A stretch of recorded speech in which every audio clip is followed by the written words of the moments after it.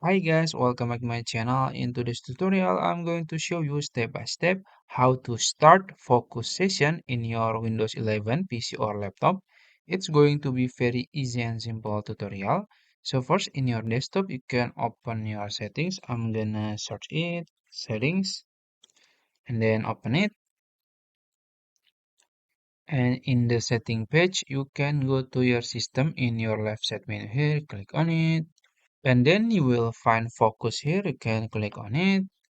And as you can see, this is the focus session. First, you can set the session duration.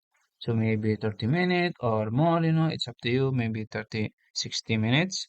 And then you can choose to show the timer in the clock apps, or if you want to hide badges on taskbar apps, or you can also hide the flashing on taskbar apps. And also, if you want to turn on do not disturb, you can, choose it. And then after that, you can just click this to start a focus session. And it's done, focus session. And this is the timer. And then you can stop it like this, and then you can just, stop it. So I think that's it. If you found this video helpful, please like this video and subscribe to my channel. Thank you.